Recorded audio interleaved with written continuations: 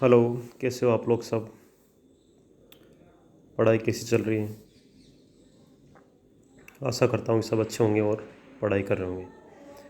आज हम BSc second year का पेपर सेकंड एनिमल फिजियोलॉजी है, उसमें से पढ़ेंगे रुधिर के बारे में। तो सबसे पहले लेते हैं इसमें हम रुधिर वर्ग। रुधिर वर्ग में आप जानते हैं कि सबसे पहले रुधिर वर्ग की खोज कार्ल लैंडस्टर ने की थी। ओ ब्लड ग्रुप उसकी खोज अलग लोगों ने की थी, वो डी कैसेलो और स्टर्लिंग। तो एंटीजन और एंटीबॉडी की उपस्थिति के आधार पर स्तनधारियों में ब्लड ग्रुप की पहचान की गई और 4 प्रकार के ब्लड ग्रुप में विभाजित किया गया। ए, दूसरा बी, तीसरा ए बी और चौथा O blood group. Blood group A जो होता है उसमें एंटीजन ए होता है, एंटीबॉडी बी होती है। ब्लड ग्रुप बी में एंटीजन बी होता है, एंटीबॉडी ए होती है। ब्लड ग्रुप ए बी में एंटीजन ए बी होता है, कोई एंटीबॉडी नहीं होती। और ब्लड ग्रुप ओ जो होता है उसमें कोई एंटीजन नहीं होता है और एंटीबॉडी अल्फा बीटा या ए बी जिस तरह भी डिनोट करना चाहिए दोनों होती। इसीलिए ये सार्वत्रिक दाता होता है, क्योंकि इसमें एंटीजन होती नहीं है। तो इसके विरुद्ध जब इसको कहीं दिया जाएगा किसी को भी, तो उसके शरीर में एंटीबॉडी नहीं बनेगी, इसलिए वो ब्लड ग्रुप को किसी को भी दिया जा सकता है, क्योंकि इसमें एंटीजन अनुपस्थित होता है। इसीलिए इसे यूनिवर्सल डोनर कहा जाता है। रक्त समूह जैसे ए हैं तो ये ब्लड दिया जा सकता है ब्लड ए वाले को और ए बी वाले को। इसी प्रकार ब्लड ग्रुप बी है, ये दिया जाता है बी को और ए बी को, और ए बी वाला सिर्फ ए बी को दिया जाएगा। ओ ब्लड ग्रुप है वो सबको दिया जाएगा, ओ को, ए को, बी को और ए बी को, अर्थात ओ यूनिवर्सल डोनर है। ब्लड ग्रुप में एक चीज़ और आती है, आरएच फैक्टर। इसकी भी खोज लैंडस्टीनर और वीनर ने की है 1940 में। आरएच का मतलब है रिसस। सबसे पहले ये रिसस बंदर में देखा गया था, इसलिए रिसस से आरएच वहाँ से ले लिया गया।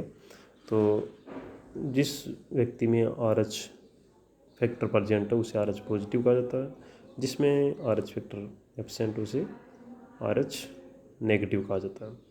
अगर दुनिया भर की बात करें तो 85% लोग आरएच पॉजिटिव हैं और 15% व्यक्ति आरएच नेगेटिव हैं।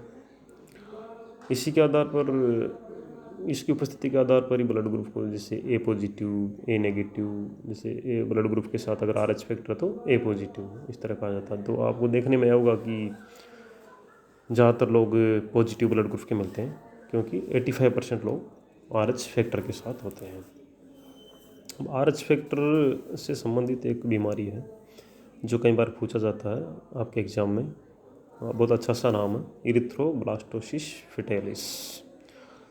इसमें क्या होता है कि कोई जोड़ा या कोई दंपति जिसमें पति आरएच पॉजिटिव हो और पत्नी आरएच नेगेटिव हो, जब इनकी शादी होती है और इनके प्रथम संतान उत्पन्न होती है, तो प्रथम संतान जो होगी पिता के आरएच पॉजिटिव की वजह से माता में उसके प्रति एंटीबॉडी बनती हैं, परंतु प्रथम संतान सामान्य पैदा होती क्योंकि वो इतना भ्रूण में ट्रांसफ़र नहीं हो पाती।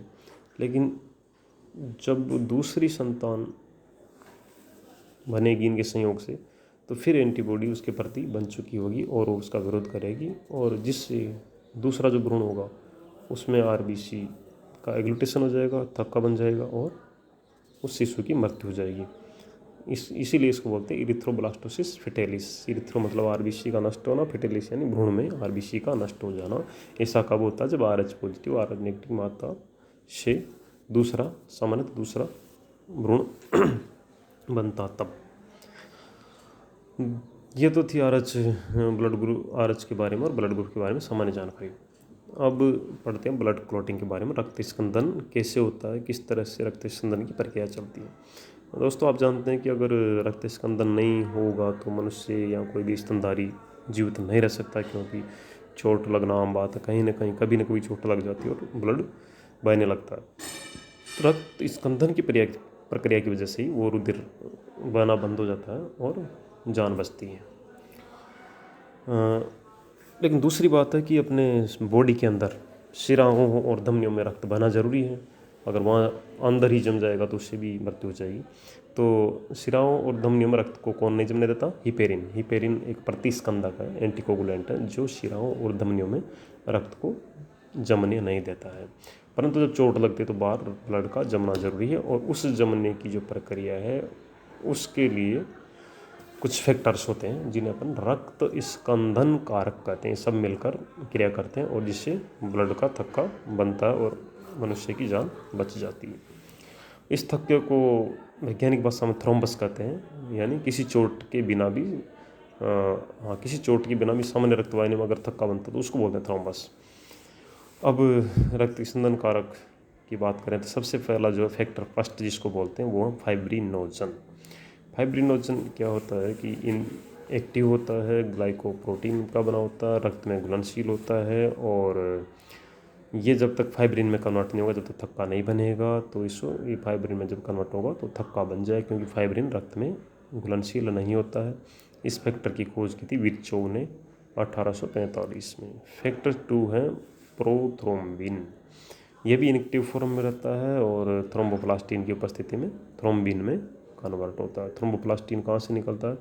चोट लगे वो तक जहाँ भी चोट लगती है उस टिश्यू से थ्रोम्बोप्लास्टिन नामक पदार्थ निकलता है और वो प्रोथ्रोम्बिन को थ्रोम्बिन में कन्वर्ट करता है, जिससे थक्का बनने की क्रिया प्रारंभ होती है। इस फैक्टर की खोज की थी 1863 में स्मिथ ने। अगला फैक्टर थर्ड है थ्रोम्बोप्लास्टिन, जिसकी अभी बात की अपन ने। तो ये जहाँ भी चोट लगती है वहाँ से निकलता है, लिपोप्रोटीन है, और ये इसका जो है ये भी थ्रोम्बोप्लास्टिन के रूप में सिक्रेट होता है, लेकिन प्रोकैर्योटिन की उपस्थिति में थ्रोम्बोप्लास्टिन में बदल जाता है। फैक्टर 4 है कैल्शियम। सब जानते हैं कैल्शियम के बारे में। कैल्शियम आयन ये ब्लड क्लॉटिंग में कोफैक्टर के रूप में काम करता है। फैक्टर 5 प्रोएक्सेलेरिन, यह भी प्रोथ्रोम्बिन को थ्रोम्बिन में परिवर्तित करने हेतु आवश्यक होता है। फैक्टर 6 एक्सिलरिन, इसके बारे में ज़्यादा जानकारी नहीं है। फैक्टर 7 प्रोकन्वर्टिन, ये प्लाज्मा प्रोटीन है, इसके संश्लेषण हेतु विटामिन की आवश्यक होता है। इसका भी महत्वपूर्ण रोल है थक्का बनाने में। फैक्टर 8 है एंटी हीमोफिलिक ग्लोबिन। मुख्य जो फैक्टर माना जाता है हीमोफीलिया के लिए, अगर फैक्टर 8 नहीं बन पाएगा तो हीमोफीलिया रोग हो जाता है। ये एक ग्लाइकोप्रोटीन है। हालांकि हीमोफीलिया जेनेटिक डिसऑर्डर से होता है, लेकिन जेनेटिक डिसऑर्डर होने से फैक्टर 8 जो है वो नहीं बन पाता और उससे चोट लगने पर थक्का नहीं बनता, और इसकी नहीं बनने से हीमोफीलिया रोग हो जाता है। फैक्टर 9 है क्रिसमस फैक्टर। ये भी ग्लाइकोप्रोटीन है और इसके निर्माण हेतु विटामिन की आवश्यक होता है, और इसे प्लेटलेट्स को फैक्टर सेकंड भी कहते हैं। 10 नंबर का फैक्टर है स्टुअर्ट फैक्टर। प्लाज्मा में निष्क्रिय अवस्था में पाया जाता है, परंतु थक्का बनते समय ये क्रिसमस कारक, कन्वर्टिन और कैल्शियम आयन एवं एंटी हीमोफिलिक कारक की उपस्थिति में सक्रिय हो जाता है। कन्वर्टिन, कैल्शियम आयन और एंटी हीमोफिलिक यानी फैक्टर 8 की उपस्थिति में सक्रिय हो जाता है। अगर ये एक्टिव नहीं होगा तो इसकी कमी से नाक से एवं कोमल ऊतकों से रक्त प्रवाह होने लगता है। नाक से, कान से ब्लीडिंग होने लग जाती है, जो कि बहुत घातक हो सकती है। Factor 11 plasma thromboplastin incident. ये भी ग्लाइकोप्रोटीन है, इसे हॉगमैन कारक द्वारा सक्रिय होता है ये, और थ्रोम्बिन के निर्माण में ये सहायक होता है। इसकी कमी से हीमोफीलिया सी हो जाता है। हीमोफीलिया सी एक अलग प्रकार का हीमोफीलिया का रूप है। फैक्टर 12 इसको बोलते हैं हेगमैन फैक्टर। ये भी ग्लाइकोप्रोटीन है। यह प्लाज्मा में निष्क्रिय अवस्था में रहता है। यह रुधिरवाहिनी की क्षतिग्रस्त दीवार के संपर्क में आते ही सक्रिय हो जाता है। इसकी कमी से रक्त स्कंदन में अधिक समय लगता है। फैक्टर 13 की बात करते हैं, जिसको बोलते हैं फाइब्रिन स्टेबलाइजिंग फैक्टर। यह ग्लाइकोप्रोटीन है और कैल्शियम के साथ मिलकर विलयशील फाइब्रिन को अविलयशील फाइब्रिन में बदलता है। तो इस तरह से 13 फैक्टर हैं जो हमें याद रखने चाहिए।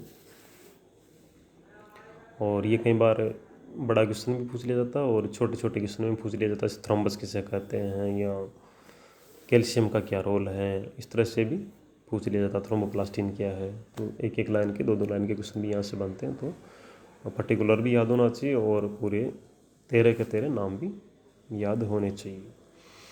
अगली क्लास में पढ़ेंगे अपन रक्त का थक्का बनने की क्रियाविधि, जो एक जैव रासायनिक क्रिया 3 स्टेप में होती है। थ्रोम्बोप्लास्टिन का निर्मुक्त होना, प्रोथ्रोम्बिन का थ्रोम्बिन में परिवर्तन होना और फाइब्रिनोजन का फाइब्रिन में रूपांतरण होना। ये हम अगली क्लास में देखेंगे। धन्यवाद।